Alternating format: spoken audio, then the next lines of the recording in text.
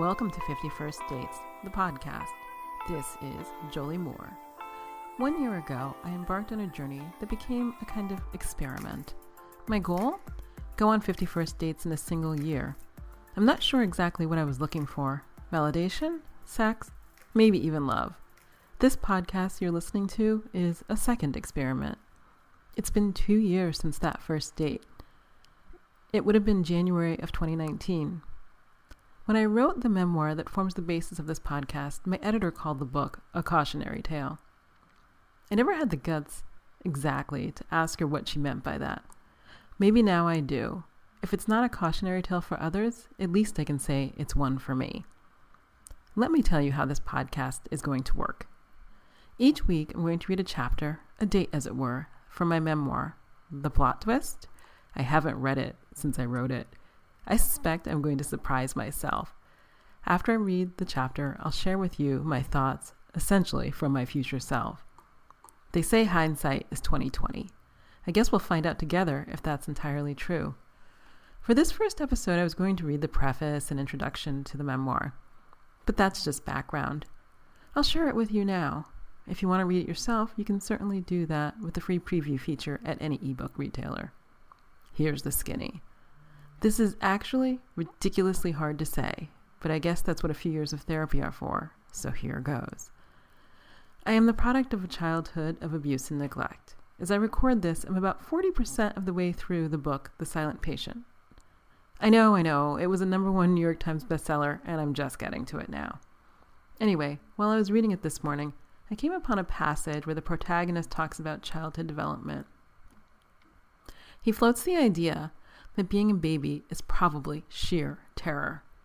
Baby humans are, he says, thrust into an alien world and utterly unable to care for any of their own needs. Our mothers are there, hopefully, to soothe us, to help us learn self-regulation. Without that, we're thrust into a life of at worst addiction, maybe constant anxiety as a middle ground, and at best maybe a certain ennui. But if we start with a hole, we're going to spend a lot of time trying to fill that hole. Let me backtrack for a moment. My mother was and is someone you'd probably describe as a classic narcissist. I was there to serve her emotional needs, fill her hole. And when I fell short, she turned to drugs and alcohol. Let's just say my early life wasn't filled with kindness and love from her. From my grandmothers, yes, but not my parents. My mother was present, but absent in many ways. My father divorced her, and probably for good reason. He was there some weekends, but spent his time mired in his own gambling addiction. Fun times. At a very young age, I had a lot of autonomy and learned to parent myself. I only did a so-so job. On the upside, I'm extremely disciplined and responsible. On the other, I have a string of unhealthy relationships in my rearview mirror. If you're a student of self-help, or at least have moderate self-awareness, you know how this story goes.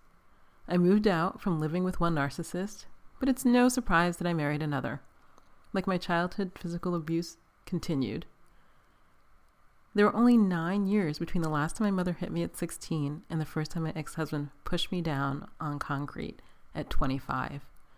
Until I woke up, and I mean really woke up, past 40 and realized I didn't have to live this way. My entire life had been plagued by abuse.